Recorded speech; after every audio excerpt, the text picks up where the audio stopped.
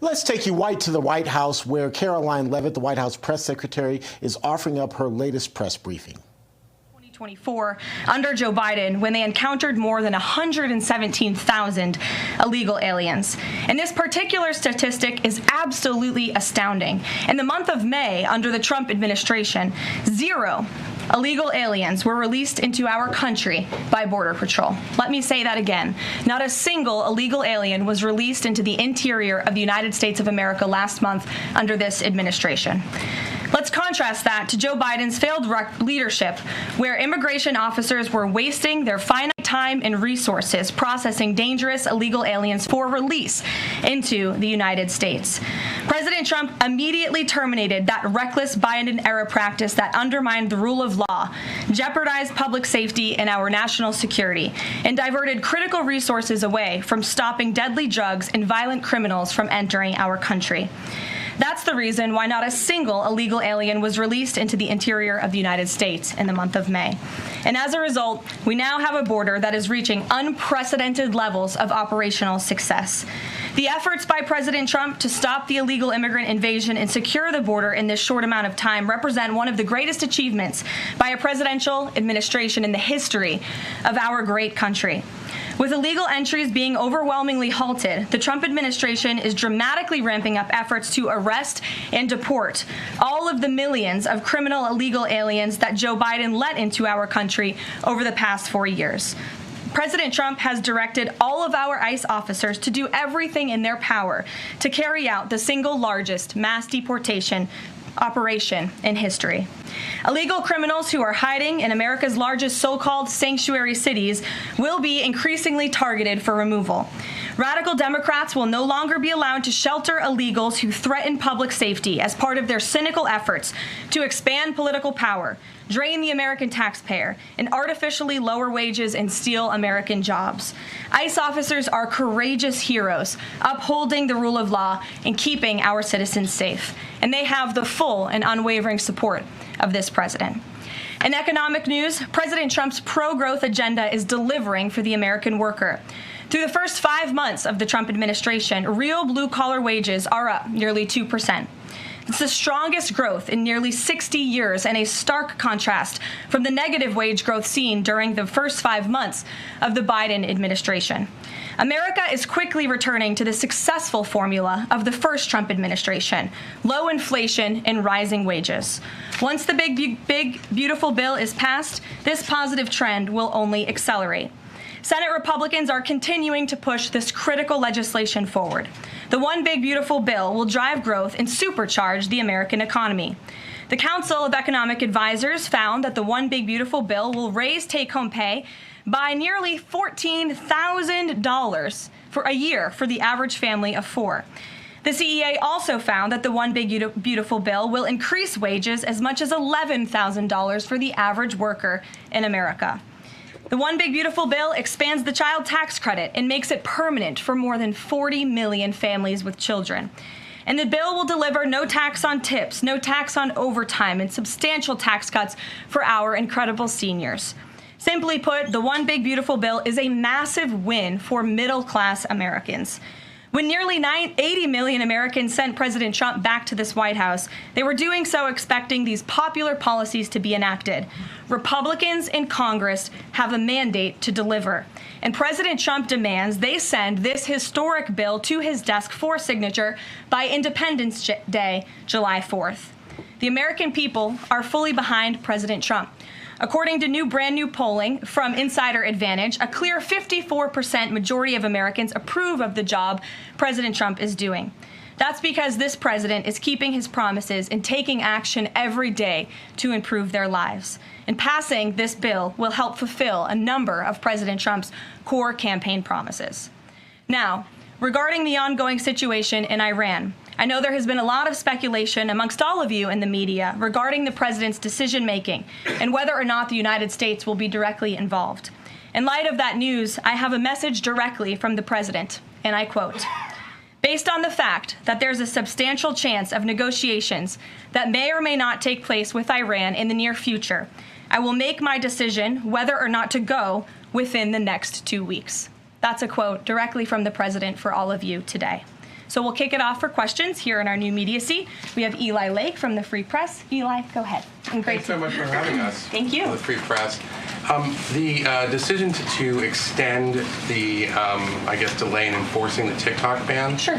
Can you talk about how the White House understands its constitutional authority in light of the Supreme Court's decision in January that said that the president had to enforce the ban? Sure. Well, as all of you know, because the president put it out on his Truth Social today, he did sign an executive order to extend the TikTok ban for 90 days. So in the effort to make a deal. And the White House counsel and the Department of Justice have reviewed this executive order, and I can get it for you. I think it's on our website by now. If it's not, my team will now put it up immediately. And you can read the language in that executive order. And the White House counsel's office and the Department of Justice strongly believe in the legal rationale for this executive order. They wouldn't have the president's pen hit it if they didn't. And the political reasoning for this, of course, is because the president made a promise to keep TikTok on. There are 100 million Americans who use this app. It's wildly popular. He also wants to protect Americans' data and privacy concerns on this app, and he believes we can do both things at the same time. So he's making an extension so we can get this deal done. Can I get a follow-up? Sure.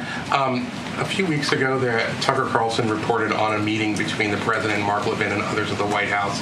Is there a leak investigation, and can you say who else was in that meeting? I'm not aware of a leak investigation at this time. I, for one, do not reveal details about the president's private meetings without his permission to do so. But certainly the president does not like when people leak. He takes that very seriously. This entire administration takes that seriously, and that's why you've seen at agencies some of the cabinet secretaries have been given the authority by the president to let go of staff who are engaged in such leaks, especially those that risk American national security. Sure. Go ahead. Karoline, thank you. So, Rhino warmonger Lindsey Graham, he recently called on the U.S. to go all in. That's quite the lead to a question. Right. What's your message to everyday Trump supporters? Not the Tucker Carlsons or other big names, but everyday Trump supporters, grassroots who voted for President Trump to stop the wars, rejected this in the primary, going into another war with voting against Nikki Haley. And they want to see non-U.S. involvement in this war. What's your message? Trust in President Trump.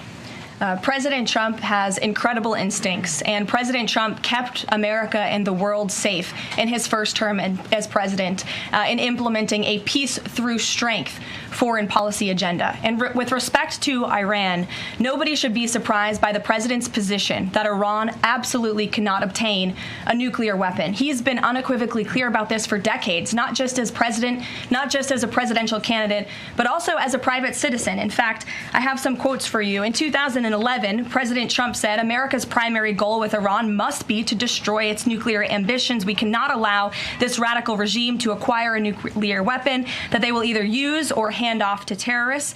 In 2015, the president said the problem is that Iran poses an existential threat to Israel, our Middle Eastern allies, and the United States. And of course, the president has repeated that in his first term as president and his second term as president as well. That's why he was adamantly opposed to the disastrous Iranian nuclear agreement that was implemented by President Obama. And it's why he has given great latitude and given a lot of effort to achieving a diplomatic solution. But he's been very clear. Iran went for 60 days when he gave them that 60-day warning without coming to the table. On day 61, Israel took action against Iran. And as I just told you from the president directly, he will make a decision within 2 weeks. A follow-up? Sure. Go ahead, Natalie.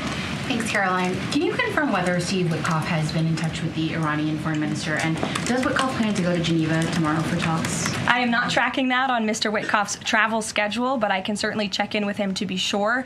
As for correspondence between the United States and the Iranians, I can confirm that correspondence has continued. As you know, we were engaged with 6 rounds of negotiations with them in both indirect and direct ways.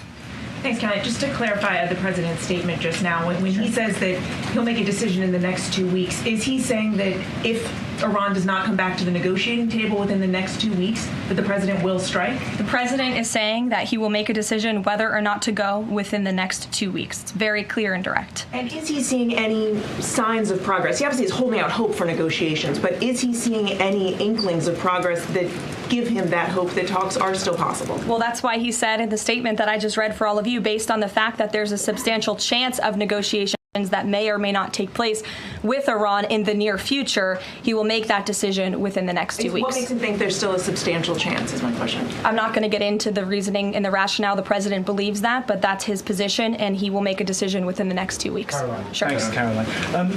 President Trump has said previously in regard to Russia, he's used this phrase about 2 weeks several times in terms of we expect like a 2-week deadline and then you give another 2-week deadline. How can we be sure that he's going to stick to this one on making a decision on Iran? Well, in those deadlines, as you've seen in respect to Russia, Ukraine, might I add, these are two very different, complicated global conflicts, as you know, that the president inherited from our previous incompetent president in the weakness of the previous administration. And the president has spent a tremendous amount of time and effort cleaning up these crises that were caused by the last administration's just complete dereliction of duty on the world stage and American weakness. Now we have American strength again. With respect to Russia and Ukraine, because of that American strength and the president's leadership, we have seen these two sides engage in direct negotiations. And the last time the president said 2 weeks, you saw Russia and Ukraine have direct negotiations for the first time in years. And so the president is always interested in a diplomatic solution to the problems and the global conflicts in this world. Again, he is a peacemaker in chief. He is the peace through strength president. And so if there's a chance for diplomacy, the president's always going to grab it. But he's not afraid to use strength as well, I will add. Francesca. Thanks, Karoline. What exactly would a deal with Iran need to entail? No enrichment of a uranium, and it would absolutely not. Iran is not absolutely not able to achieve a nuclear weapon. The president has been very clear about that. And by the way, the deal that Special Envoy Witkoff proposed to the Iranians was both realistic and acceptable within its terms, and that's why the president is sent that deal to them. To follow up on what you told Natalie, are the talks that the United States is currently having with Iran direct, or are those through intermediaries? And if so, which countries are acting as the intermediary right now? Out of respect for the ongoing discussions and negotiations, I am not going to get into the details of them. We've provided you confirmation for now. Go ahead. Sure, and then behind you too. Thanks. Sorry. On the topic of negotiations and talks, does the president have any hopes or specific expectations for the talks tomorrow between European foreign secretaries and their Iranian counterpart?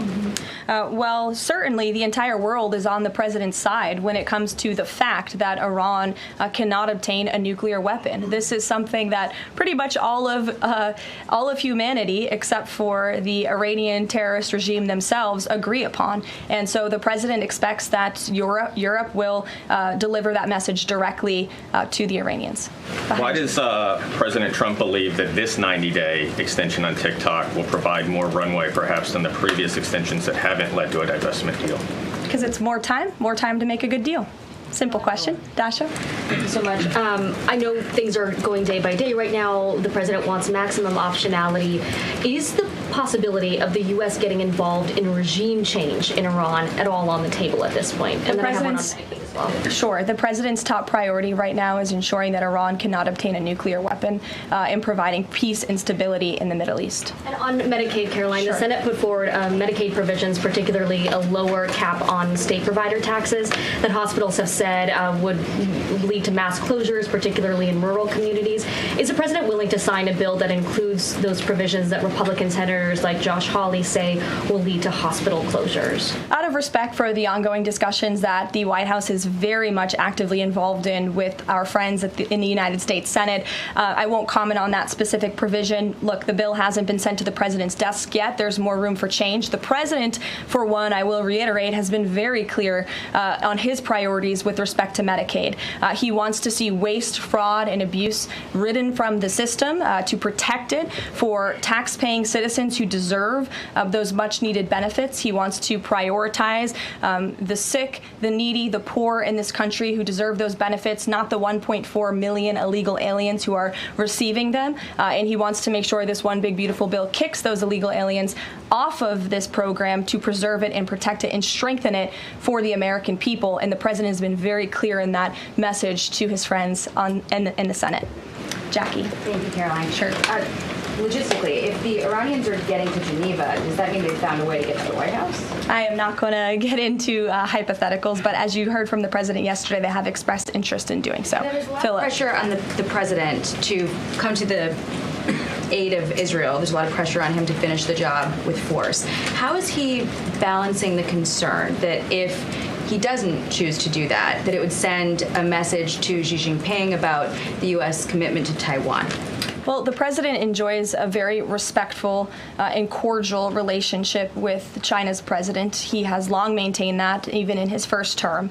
And China and the United States share many strategic interests, both in terms of economics and also, of course, global affairs and foreign policy as well. However, when it comes to balancing these different viewpoints, the president is balancing a lot of viewpoints, and he is listening not just to other world leaders, but to his advisors and to people here in the country and the American people too. And I think that's what makes this president such a great leader, is his ability to listen and make a good decision on behalf of the American public based on his instincts and his experience. Don't forget, this is a president who was here before, and the world was a much more peaceful and stable place when he left office than when he came back in after the past 4 years of complete incompetence by the previous president. Philip, go ahead. Thank you, Caroline.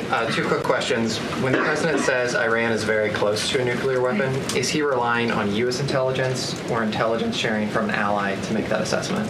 It is a fact, and the United States government maintains this fact, that Iran has never been closer to obtaining a nuclear weapon. And then if the U.S. were to take some type of military action, would the president go to Congress to seek war authority? I'm not going to engage in hypotheticals. I gave you the statement from the president. He'll make a decision within 2 weeks. Thank you, Caroline. Sure. Go ahead. Thanks, Caroline. Mary and then Elizabeth. Two questions, one on Iran and then the second on something Jasmine Crockett said this morning. So given that we know the Iranian government did order an operative to assassinate the president, is there concern that Iran might respond with non-traditional military ways to some kind of strike on Iran, such as another assassination attempt? And has the Department of Justice looked into this last attempt on the president's life? I believe Secret Service and the FBI have looked into the 2 assassination attempts that took place against the president, both of which were sad days in our nation's history. So I would defer you to the Department of Justice on where those investigations stand. But as for your question regarding Iranian retaliation, I'm not going to engage in hypotheticals again, but I can assure the American public and the world that this administration is prepared and ready to defend American interests and assets, not just in the region, but here on our homeland as well. Thank you. And then really quick on Jasmine Crockett, she said, I believe, that Trump supporters are mentally ill before calling for bipartisan support against the president. Can you respond to that, especially considering she's a rising star in the Democrat Party right now? She is a rising star. It's quite something to behold, actually. I hope that she continues to be a rising star for the Republican Party, at least. I think it's incredibly derogatory to accuse nearly 80 million Americans of mental illness. The last time I checked, Jasmine Crockett couldn't dream of winning such a majority of the public as President Trump did. And the America First movement, which President Trump has built, is filled of hardworking patriots, the forgotten men and women, business owners, law enforcement officers, nurses and teachers, and middle America, as we all know, from where you all grew up, outside of this beltway. That's who makes up this president's movement. And Jasmine Crockett should go to a Trump rally sometime and she can see it for herself. Jennifer. One on North Korea and one on China. Sure. On North Korea, they launched some rockets into the ocean today. What does the White House make of that? Do you read any meaning into that timing of that launch? And then on China, do you have any reaction to Xi Jinping's offer of intervening in Iran diplomatically? And are you seeing any signs that China would get involved militarily to support Iran? I don't believe we're seeing any signs of that at this moment in time. As for Xi Jinping's offer, I will leave it to the president to respond to that himself. As for your question about North Korea, we are monitoring the situation. The Trump administration is in close contact with our new South Korean counterparts as we work together to deter our adversaries and preserve a free and open Indo-Pacific. And no matter where, our adversaries and our allies alike know that President Trump will not tolerate threats against our interests on his watch, even as he works to resolve the wars that he inherited.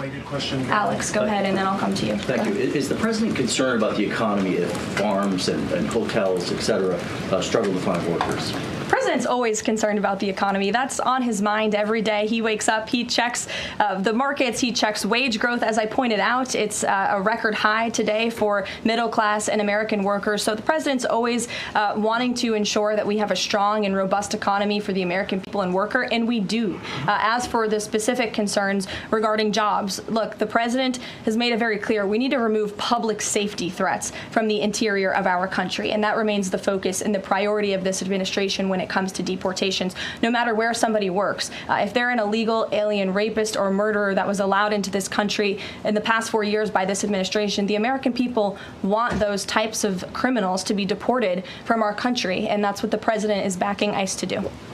Thanks. There was an apparent skirmish between the Chinese and the Philippines in the South China Sea. Just curious if you had any reaction to that, and if the steps you're taking towards the Middle East right now are reducing your capacity to deal with that situation. I believe that happened as I was preparing and coming out here, so we'll get you a response to that. Certainly we have one, and our teams are always monitoring situations all around the globe. Okay, and then one more just on Iran.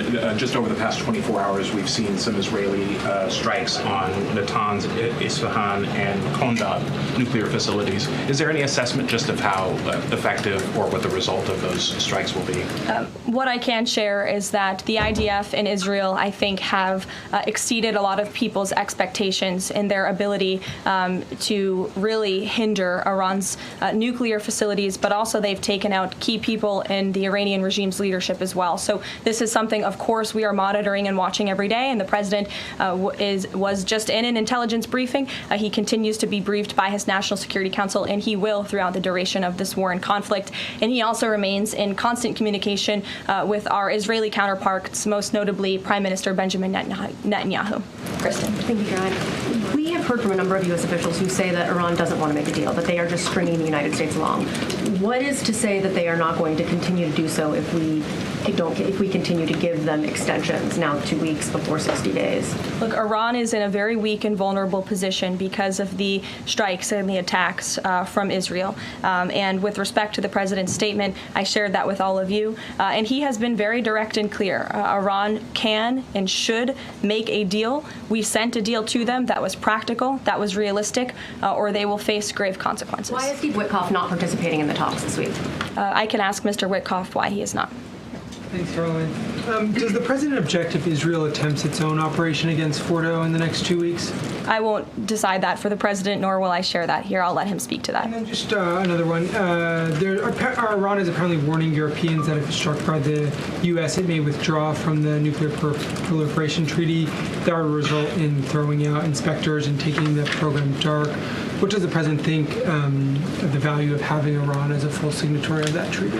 Well, that's reckless rhetoric, but I understand the Europeans are meeting with the Iranians tomorrow, so we'll see how that meeting goes. Just one more on Juneteenth. Does the president plan to commemorate the holiday today or make any comment on it? I'm not tracking his signature on a proclamation today. I know this is a federal holiday. I want to thank all of you for showing up to work. We are certainly here. We're working 24/7 right now. Nikki, go ahead. Actually, that was my question. Will he plan to mark Juneteenth in any way, either today or with an event later on, maybe next week? Sure. I just answered that question for you. Go ahead. Thank you very much, Karoline. The fact that this president is giving some time and space for diplomacy, another 2 weeks, does it mean that the president is trying his best to avoid a direct conflict with Iran? I think the president has made it clear he always wants to pursue diplomacy. But believe me, the president is unafraid to use strength if necessary. And Iran and the entire world should know that the United States military is the strongest and most lethal fighting force in the world. And we have capabilities that no other country on this planet possesses. Owen. Karoline, good afternoon. The Supreme Court, as you know, has upheld Tennessee's ban on transgender medical procedures for minors, puberty blockers, hormone therapy, etc. The White House reaction to that, please. That's a huge victory for America's children, and it's obviously something this administration believes strongly in, that young minor children should not be allowed to be subjected to chemical castration and mutilation. The president himself has taken very strong orders, or has signed very strong executive orders on this, and we are grateful for Tennessee's efforts to protect our children, and we are grateful the Supreme Court ruled on the side of the law, but also on the side of protecting America's innocent children. Elizabeth, go ahead. Sorry, I skipped you earlier. Okay, thank you so much. Secretary of State Marco Rubio announced new vetting procedures on student visas. Will this serve as a model for vetting other foreign visas? For all foreign visas, yes. As you know, the president signed an executive order, I think it was one of the first he signed in the first week, to strengthen our vetting requirements and our vetting system here in the United States for all visas. He directed the Secretary of State to do that. There was a pause in some of that vetting, as you all know, recently, especially with respect to students from some certain countries. But the vetting has continued, and it's stronger than ever before. As for specifics on how the vetting process has changed, I would defer you to the Department of State. As you know, they're in charge of things like that. Thank you. To what extent is this 2-week delay with Iran the result of interventions by the likes of Tucker Carlson, Marjorie Taylor Greene, or the entreaties of European leaders who want a de-escalation? Look, the president hears all voices across the country, and he makes decisions based on his instincts. And he has always said diplomacy is his first option. And is he still planning to attend the NATO summit next week? He is, yes. We will be departing from Washington on Monday morning, and hopefully we'll see some of you there. Kayla. Thanks, Caroline.